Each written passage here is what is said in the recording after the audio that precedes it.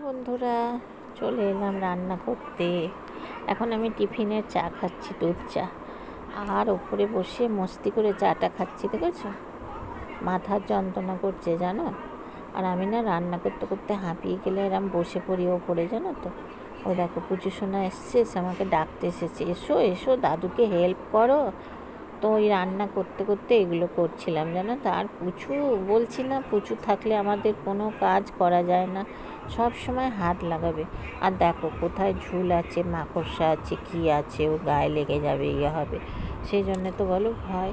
তা যাই হোক, রান্না করতে করতে আমি মাঝে মাঝে একবার করে যাচ্ছি। আমাকে ডাকলেন, বললেন ফ্রিজটা একটু সরিয়ে দাও না গো। আবার গেলাম, সরালাম, আবার রান্নাঘরে এলাম। আজকে না শাকটা একবার মাত্র ধুয়েছি, জানো তো বন্ধুরা, বালি বালি করছিল। তো আমার কর্তা রাগ এখন অতটা করেন না, অন্য সময় হলে ছুঁড়ে ফেলে দিত, জানো তো, এত রাগ। এখন অতটা রেগে যান না, আসলে শরীরটা তো আমার একদমই ভালো লাগছে না। বেশ কিছুদিন হয়ে জল সর্দি টর্দি হয়েছিল, তো তারপর থেকে 1 মাস হয়ে গেল শরীরটা সারছে না, জানো তো। এবার কি বলো তো, আমার আবার গ্যাস অম্বলের ধাত আছে, জানো, আমার গলব্লাডার স্টোন অপারেশন আছে। এরকম মাছগুলো ভেজে নিলাম, ভেজে নেওয়ার পরে চালটাও ধুয়ে নিলাম। আমি কেন করে নিচ্ছি বলো তো, এই মাছটাই হলো আমার লাস্ট কাজ। মাছগুলোকে লাল লাল করে ভেজে তুলে নিলাম, পেঁয়াজ কেটেছি, টমেটো কেটেছি, কাঁচা লঙ্কা কেটেছি, এগুলো সব দেব, দিয়ে কষিয়ে নেব। একটু সর্ষের তেল দিলাম, দিয়ে এগুলো দিয়ে একটু কষিয়ে নেব। কষিয়ে নেওয়ার আগে কড়াইয়ে তেল দিয়েছি, হতে হতে আমি ততক্ষণে এই পাথরগুলো মুছে নিচ্ছি। কালো পাথর তো বন্ধুরা চকচক করলে কি ভালো লাগে। দেখো রান্নাঘরে বলে নাকি শুধুই রান্না কাজ, এগুলো কি কাজ নয় বলো তো। দেখো আমি মিক্সিটাও পরিষ্কার করে নিচ্ছি, তাও ডিপ ক্লিন করতে পারিনি, ওই একটু করে নিলাম। এইগুলো কি কাজ না বলো? আমি একদম নোংরা দেখতে পারি না, জানো বন্ধুরা, কি বলবো তোমাদের। দেখো না, পেঁয়াজ দিয়ে দিলাম, টমেটো দিয়ে দিলাম, দিয়ে ওইগুলোকে কষিয়ে নিচ্ছি। সেই ফাঁকে আমি জলও ঢেলে দিলাম, আর কিছু দিইনি, একটু পুরো সর্ষে দেবো, একটু আদা, ব্যাস। আর আমার পুচু সোনার আজকে পেটির মাছ নেই, ওর পাপাও তো নেই, ওর পাপা গেছে অফিসের কাজে, বাইরে গেছে, তাই জন্য ওকে আবার পেটি বললাম, পিউরানি দেখো এই পেটি দেবো, এইটা বললো হ্যাঁ দাও। তো ছোট বাচ্চা তো খাওয়াতে খুব ভয় পায়, জানো তো। তো ছোটোবেলায় যখন ছিল তখন না ও রোজই ডিম খেত, মাছ দিত না। এখন বড় হয়েছে একটু বলে মাছ দেয়। ওই দেখো না, ওর জন্য মাছের ঝোল করছে ওর মা। আর আমাদের মাছের ঝাল করলাম। আর এই দেখো সাদা সর্ষে আমি বেটে রেখেছি, এটা কিন্তু আমি ভিজিয়েই দিই বন্ধুরা। আজকে বড্ড তারা, দেখছো না আমি ডাইনিংয়ে কি যাচ্ছি আর আসছি, যাচ্ছি আর আসছি। ডাইনিংয়ের একটু ওপর টোপরগুলো ঝাড়লাম, জানো তো। আর কালকে আমার আবার মেয়ে আসবে, জানো তো। কাল না, পরশু দিন আসবে, কাল তো শনিবার, কাল শনিবার, হ্যাঁ কাল তো শনিবার, কালকে মেয়ে আসবে। তো দেখো মেয়ে এলে ওর পেছনেও তো একটু করতে হবে বলো, ওর প্রেগনেন্সি রয়েছে তো, এইবার এখন ওর মানে আর কি ডেট দেওয়ার পালা, দেখা যাক কী হয়। তো তার জন্য আমি দেখো রান্না করতে করতে, তোমরা তো জানো এটা আমি করি, আমি বাবা আমার পরিষ্কার পরিচ্ছন্ন আমার ভীষণ ভালো লাগে, আমি ফেলে রাখতে পারি না, আমি যতক্ষণ পারি ততক্ষণ কাজ করে যাই, জানো তো। যখন আর পারি না তখন শুয়ে পড়তে হয়। এই দেখো চলে এসেছি মাছের ঝাল চাপিয়ে, ওই দেখো মোচাটা দেখছো, ওই মোচাটা নিয়েছি, আর শাকটা তো কাটলাম। আর পুচুর দাদু কী করছে জানো, যতবার পুচু এসে পুতুলগুলো দিচ্ছে ও ততবার ছুঁড়ে ছুঁড়ে ঘরে ফেলে দিচ্ছে। আর পুচু কী রেগে যাচ্ছে জানো, আর ওটা ওর ভাবছে খেলা। তো যাই হোক, দেখো একটা কলা ছিল, আমি খেয়ে নিচ্ছি, নিয়ে এবার কোমর বেঁধে রাখবো, এই সেলফটাকে পরিষ্কার। ওই দেখো, দেখেছো কীরকম বদমাশ, আমি বারণ করছি দাদুটাকে, তাও দাদুটা শুনছে না, বলছে এটা খেলা। আমি যে খেলো, এইবার আমি কোথায় উঠবো দেখো, নাইটিটাকে ফ্রকের মতো বেঁধেছি, বেঁধে ফ্রিজের মাথায় উঠে পড়বো চেয়ারে দাঁড়িয়ে। তাও কিন্তু আমার কর্তা বলছে খুব সাবধান, আস্তে আস্তে। আর দেখো ফ্রিজের গায়ে আমার রিপোর্ট, পা ব্যথার রিপোর্ট, আমার একটু দোষ পেয়েছে জানো তো। আমার মাকে তো আমি বলতেই পারলাম না, মিথ্যে করে বললাম, দুটোই ঠিক আছে। কি বলবো বলো, পিউরানিরও ঠিক আছে, আমারও ঠিক আছে, মায়ের তো বয়স হয়েছে বলো, আর আমার মা সব সময় আমি দূরে থাকি বলে না মায়ের একটু মানে ইয়ে হয়। আর আমার ভাইয়েরা তো মায়ের কাছেই থাকে, যার জন্যে আমার মা না ভীষণ মানে দেবতার মতো, জানো তো। আমার মায়ের গল্প আমি জীবনে শেষ করতে পারবো না।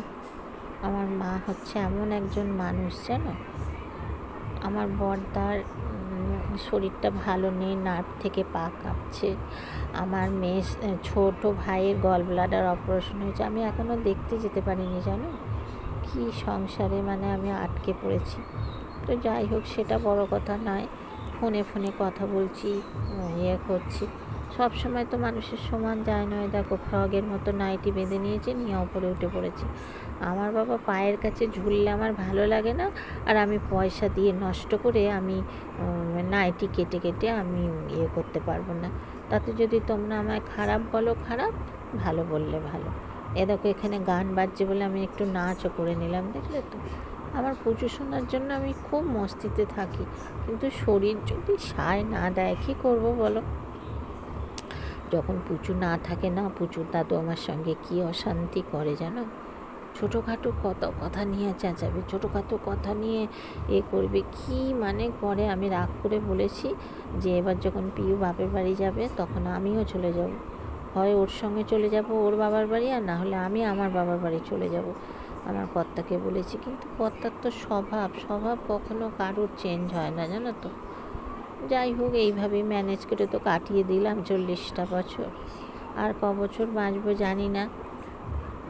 তো এই কাজ নিয়ে আমি থাকতে খুব ভালোবাসি, জানো তো। শরীর যদি বয়, সব থেকে বড় কথা আমি বারবার বলছি, আমার শরীর যদি বয় আমি সবটা করতে পারি, আমার কোনো গায়ে লাগে না। কিন্তু এখন বয়স হচ্ছে তো আস্তে আস্তে শরীরটা ছেড়ে দিচ্ছে, জানো তো। অনেক ছোট বয়সে বিয়ে হয়েছে, অনেক ছোট থেকে সংসার হচ্ছে, আবার কি আর ভালো লাগে না। এবার একটু রিল্যাক্স করতে ইচ্ছা করে। আর এই যে পায়ে ব্যথা, কোথায় ঘুরতে যাব বলো তো। আমার পায়ে ব্যথা, আমার কর্তার পায়ে বল, তাহলে আমরা দুজন কোথায় যাব বলো। রিলেটিভদের বাড়ি খুব যে একটা ভালো লাগে, যেতে লাগে না। এখন ওই 4 চাকা ছাড়া আমাদের আর যাওয়া যাবে না, জানো তো।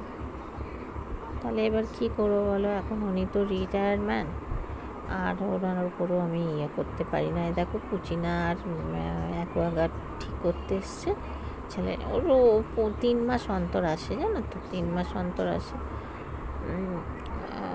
1500 টাকা মনে হয় নেয়। 300 6 না, 3 আর 3 6 নেয়, জানো তো। এটাও 300, ওটাও 300। যাই হোক, আমার পুজো সোনাকে আমি ওর পেঁপের চুড়িগুলো দিয়েছি, ও পড়ছে আর খেলা করছে, আবার খুলছে আবার রাখছে। আমি ওই তাকটা পরিষ্কার করছি না, ওই ডাইনিংয়ের ওইখান থেকে পেলাম, তাই আমার পুজো সোনাকে দিলাম। কখন কোথায় কি রাখি কিচ্ছু মনে থাকে না। তো যাই হোক, দেখো পরিষ্কার করে নিচ্ছি, আর কি যতটুকুন করতে পারি করে নিই। অন্যবার কাপড় চোপড়ও রোদে দিই, জানো তো। এবারে আর সেটাও পারিনি। কেন বলো তো, এখন তো আর দৌড়াতে পারবো না। ওই জামা কাপড় নিয়ে রোদে দাও, বৃষ্টি এলে ধপর ধপর করে তোলো। আগে আমার মেয়ে ছিল, মেয়ে ধরতো, দিতাম। এখন আমার মেয়ের বিয়ে হয়ে যাওয়ার পর থেকে আর সেরকম করে আর দেওয়া হয় না। মানে 4টে থাকলে 4 দিনে 4টেকে রোদে দিই। এবারে দেবো কি না, হবে কি না আদৌ আমি বলতে পারছি না, মনে হচ্ছে হবে না। আর এই পেপার কিনে নিয়ে এসছে, জানো, 15 টাকা দিয়ে। আর ঘেন্নার কথা বলো না, বাড়িতে পেপারের গাদা ছিল, এখন সব পেপার পচে গেছে, ফেলে দেওয়া হয়েছে, এখন আর পেপার নেই। ওই দেখো, আমি ব্রাশ দিয়ে ঝাড়ছি। আমার বাবাই ন্যাকড়া দিয়ে ঝাড়তে ভালো লাগে না, কেন বলো তো। মাকড়সা ফাকড়সা আছে, কোথায় গরল ফরল লেগে যাবে। আমার বড় বড় ব্রাশও আছে, জানো তো, আমার কর্তাকে দিয়ে আমি আনিয়েছি। আমি বলছি, দেখো বাপু, তুমি আমাকে বড় বড় ব্রাশ এনে দাও, আমি ব্রাশ দিয়ে দিয়ে সব ঝাড়ব। তো যাই হোক,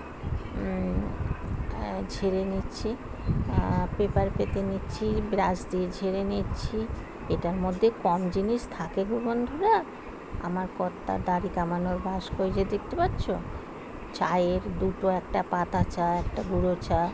তারপরে থাকে আমাদের বক্স, তিনতলার তাকটায় বক্স আছে, ওখানে দুটো চার্জার আছে, মানে চার্জার মানে লাইটের চার্জার, কারেন্ট চলে গেলে জ্বালানো হয়, ওই দুটো আছে। তারপরে আছে তোমাদের টিফিন কোটো, জানো, রান্নাঘরটা তো দেখেছো আমার পরিপূর্ণ, যেহেতু মডিউলার নয়। যাই হোক, তোমার ওপরের তাকে আছে টিফিন কোটো, আর এই দোতলায় চায়ের কোটো ফোটো বললাম, তারপরে কাঁচের গ্লাস, কাঁচের বাটি, আর একতলার তাকে আছে পিচবোর্ডের বাস্ক রেখেছি কটা। আমার হাতের কাজ করি তো মাঝে মাঝে, তাই জন্য পিচবোর্ডের বাস্ক রেখেছি কটা।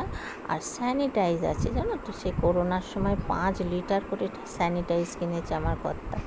আরে দেখো পুচু সোনার কত পুতুল দেখেছো, 2টো পুতুল তাকে তুলে রেখেছি, সব নিয়ে নোংরা ঠোংরা হয়ে গেছে। আমি বলছি এক গাদা পুতুল নিয়েও খেলে আর ছড়াছড়ি করে, থাক দুটো তাকে তুলে রাখি বলে তাকে তুলে রেখেছি। তবে এই তাকটা ওই দেখো না, ওর স্লেট, ওর বই, ওর খেলার ব্যাগ, তারপরে তোমার পাউডারের কুটু, তারপরে দেখো জলের জগ, তারপরে তোমার সব গুছিয়ে গেছে। চলে এলাম শাক ভাজতে। শাকটা না আজকে একটু বালি লেগেছে, জানো তো। কর্তা তো খুব রেগে গেছে বাবা, রেগে গেলেও তেমন কিছু বলেনি। তো যাই হোক, বলার থেকেও বড় কথা, খেতে খারাপ লেগেছে, ওটাই তো খারাপ লাগা বলো। তবু খেয়ে নিয়েছে, জানো তো, খুব একটা বালি না, অল্প অল্প।